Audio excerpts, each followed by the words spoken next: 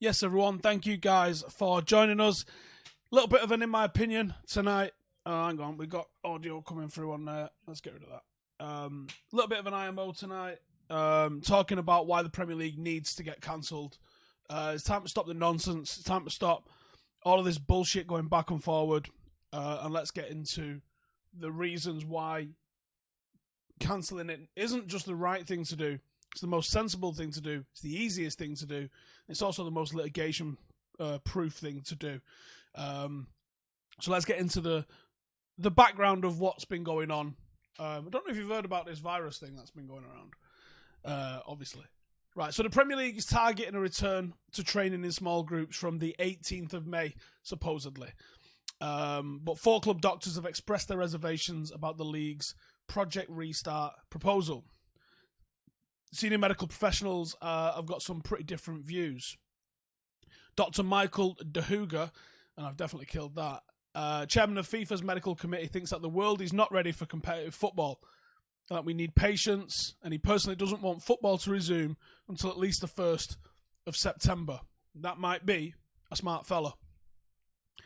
Professor Tim Mayer, chairman of UEFA's medical committee, believes that the planning into the restart that has gone on for the respective competitions, willing to restart their competitions, is going to produce comprehensive, dictating sanitary and operational conditions, ensuring that the health of those involved in the game is protected. And therefore, it's definitely possible to plan for the restart of competitions. I mean, the UFC is going on this weekend, and I can't even get excited for it because, one, I don't think it should be happening, and 2, it's not the fight we all wanted to see anyway. It's bollocks.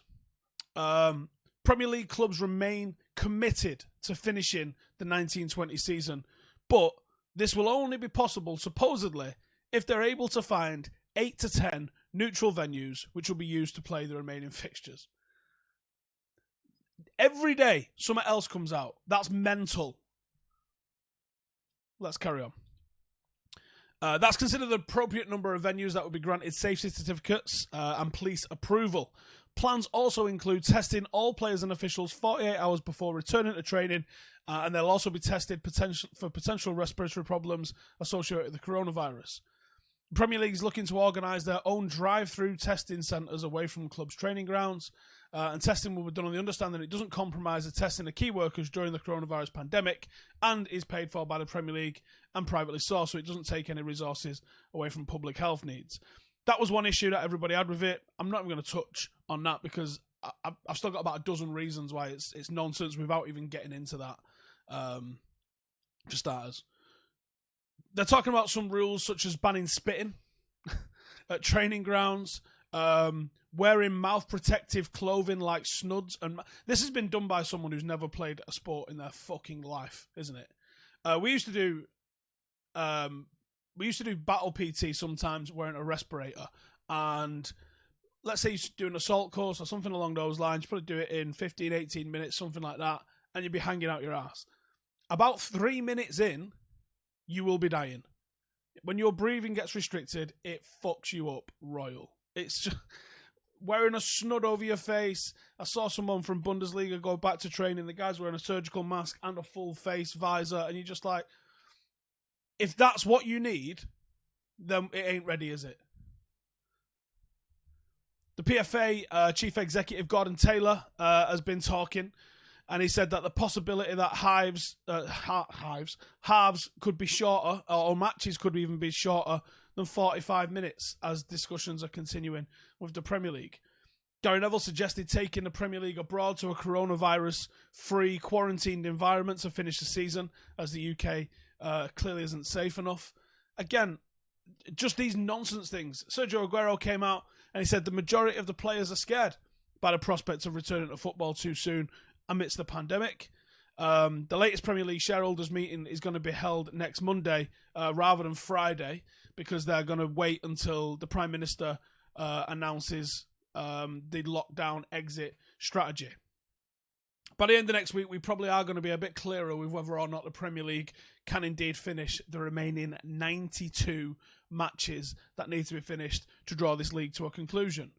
But here's why I think this is a bad idea. Honestly, at this stage, I couldn't give a fuck about the Scousers. If they win it, they win it. I've been consoling myself since fucking Christmas about the possibility of it anyway. I do find their attitude to their ladies' team different to their men's team, especially when this virus is disproportionately affecting men rather than women. I wonder why that is. The way they're treating it rather than why it's affecting men differently. Right, first problem, changing the rules. Can't change the fucking rules of a competition halfway through a competition. Just can't. You can't be like, we just played 75% of it. New rules, bitch. Doesn't work like that. Rules have to be implemented at the start of a season, agreed upon, and then cracked on with. Otherwise, like, someone sent me some research which was, thanks for that, and I'm sorry I forgot your name. If halves were not 45-minute halves, Liverpool would have lost 2 and drawn an extra 10 games based on when they took the lead in certain matches. So changing those rules changes the dynamic of those football matches.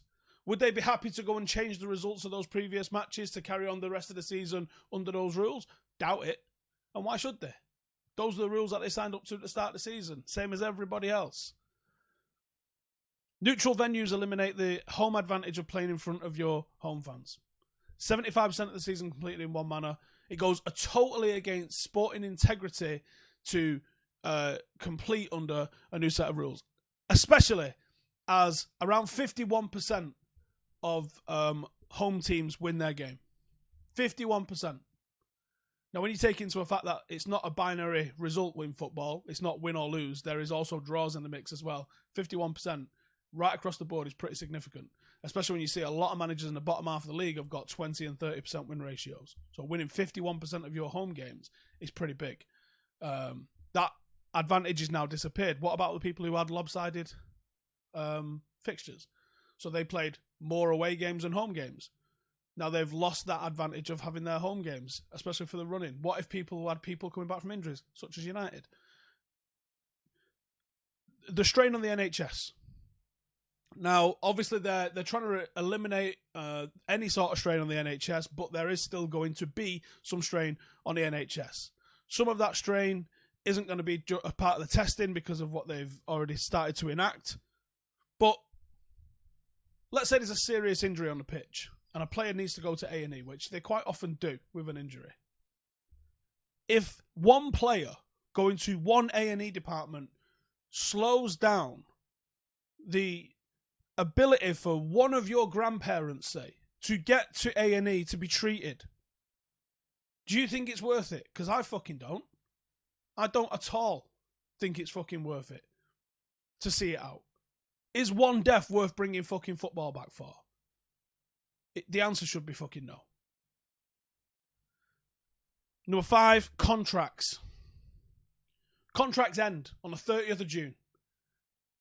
The football season runs from the 1st of July to June 30th across most of Europe. I think Norway, there's a couple of random exceptions, but generally the football season runs from 1st of July to the 30th of June, which means contracts are aligned based upon those seasons. You cannot automatically advance somebody's contract beyond the contractually agreed upon date. Now, I don't know if this is the case, but let's just hypothetically say Bournemouth have got 9 first-team players whose contracts were due for expiry at the end of this season.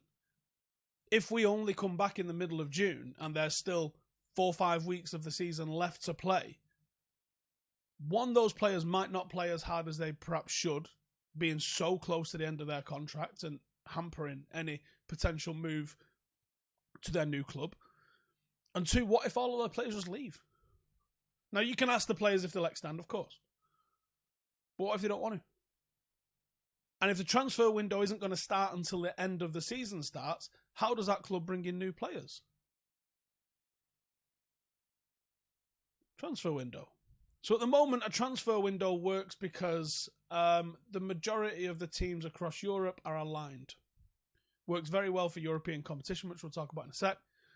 But the transfer windows are aligned, which means a lot of the transfer business for all of the clubs goes on around about the same time.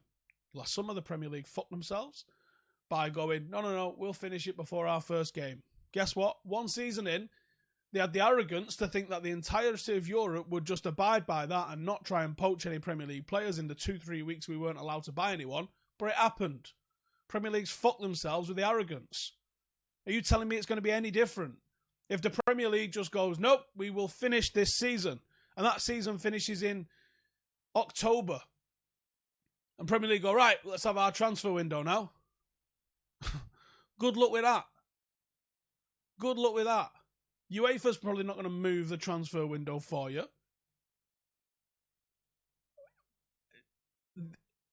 This is a big picture thing. This is why I always thought UEFA and FIFA needed to step in here and dictate to leagues what to do. But they don't want to be the ones on the hook for the TV money, which is the root of all of this. European qualification.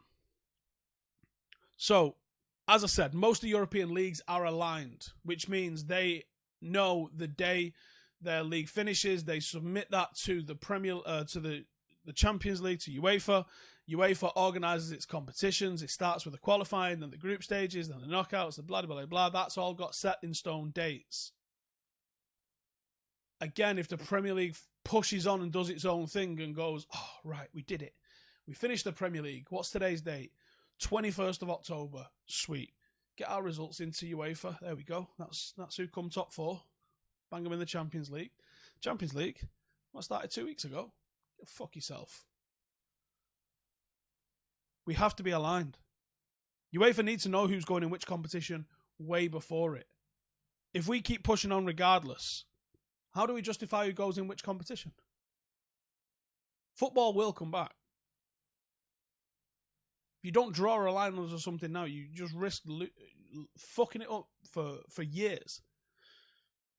It's in the FA rules, the FA handbook. If you want to Google it, it's out there. The end of season is the 30th of July. No league shall go on beyond the 30th of June. No leagues shall continue beyond the 30th of June. We've already seen Eredivisie cancelled. We've seen Ligue 1 cancelled. There's talk La Liga's going to be cancelled, though they haven't done it yet. There's also talk that La Liga might restart. They've seen the players going back into training for it. Bundesliga, they're talking about restarting it, although it sounds like that's not as set in stone as we all thought it was. Serie A are talking about cancelling. I think it's theoretical that a league can be completed in 5 or 6 weeks. I really do. But that needs to be on the back of a period of 2 to 3 weeks of like a mini pre-season to come back into this. You'll have had players that have been sitting at home for 2 or 3 months with, all right, they've been doing loads of fucking press-ups and little runs around their streets and all the rest of it. It's not going to prepare you. You're going to see an absolute tidal wave of muscle injuries, forcing players to play through a very what's the word I'm looking for?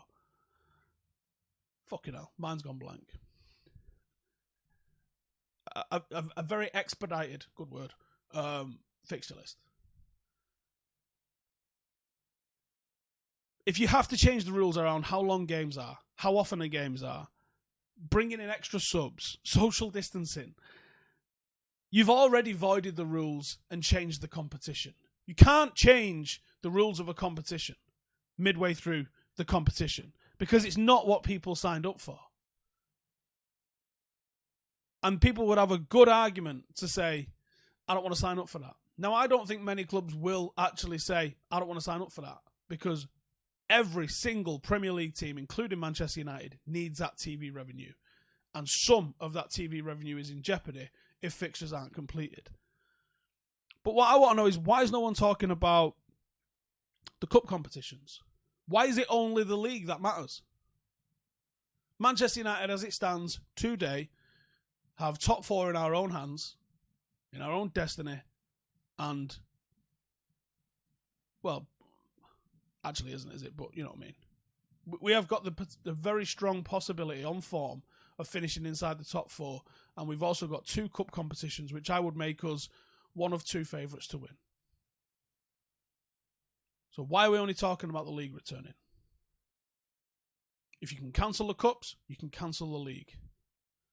Voiding this season, allowing players to return in a couple of months and actually complete next season with a transfer window, contract, European qualification, and all the other intricacies of professional football in place, and we complete next season, lose the EFL Cup, lose a couple of international friendlies, and with the probability that there is going to be a vaccine come the end of the year, I think you could confidently assume next season will get completed, even if it has a delayed start date.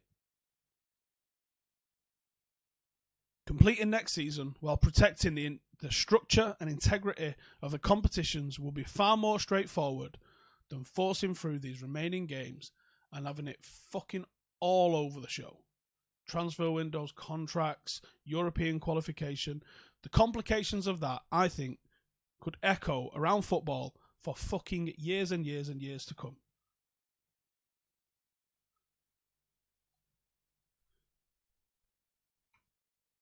Let me know if you've got any questions. I've seen a lot of scousers in here moaning. Honestly, I don't really give a fuck about you, so whatever. How am I bitter? I see no bitterness in here. Like I said, if you win the league, you win the fucking league. That's the top and bottom of it.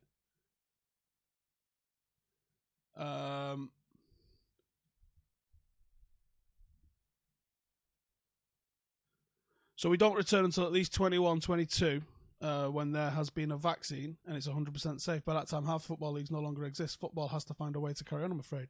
Yeah, start next season. Start next season. I expect a second wave to hit and for some sort of mini lockdown to occur. And then there you go. If the team are ranked per match, where does United sit? Where we are. I don't think it changes for us. Pretty sure it doesn't change because I think Wolves are too far away from us. I think we're 2 points ahead of Wolves, but they're averaging 1.5 points per game, so we'd stay where we are. But again, if you do it points per game, it doesn't take into account form. It doesn't take into account being allowed to play the remainder of your fixtures. All of that sort of stuff. Is next season zero risk? No, not at all. There isn't zero risk next season at all. I'm not talking about the risk of it. I'm talking about the complications and implications of fucking about with transfer windows, contracts, all that sort of stuff. I would try and start next season as clean a slate as possible.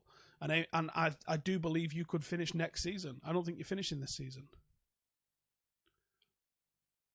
Howson's agenda is obvious. Bollocks reasons for voiding. Do you not listen? Did you not listen to all of those reasons? Liverpool's reason for continuing is fucking wrong. Should we start with that? I think we should. Right.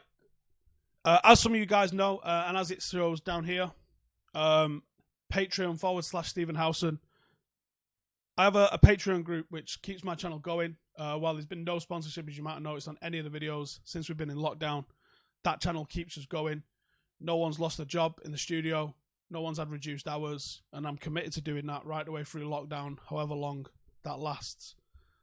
Some news broke yesterday, which you probably saw, which was Paddy Evra saying that Sir Alex Ferguson wanted Bale and Ronaldo at Manchester United.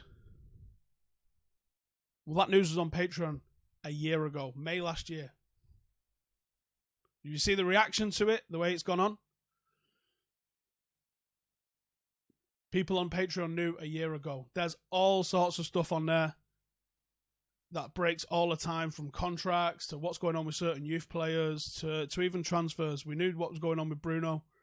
We knew it was going to be real. We knew what was going on with Maguire and with Wan-Bissaka, and different transfers as well. Sometimes we get duff info, but I think you'll find most of the stuff that's on there is pretty fucking legit and way ahead of most news outlets, if not all news outlets. Check it out for yourself. Come and have a look.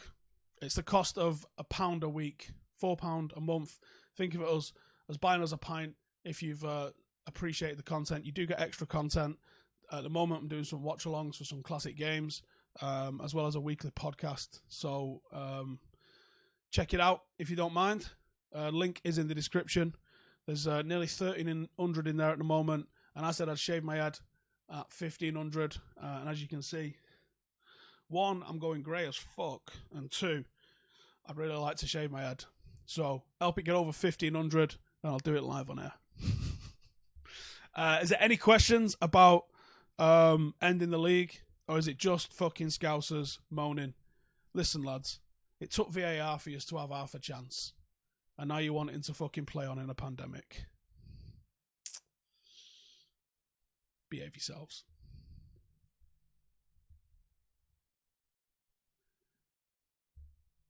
Right, I'm going to wrap it up there. It just seems like it's people slandering Scousers in the comments, which I've got a lot of time for, but I'm not going to sit here and read. Cheers for tuning in, everybody. Like I said, go check out the Patreon. The link is in the description. Just have a look for yourself and see if it's for you. It's really helping us get through. Cheers for tuning in. Let me know if you agree or disagree.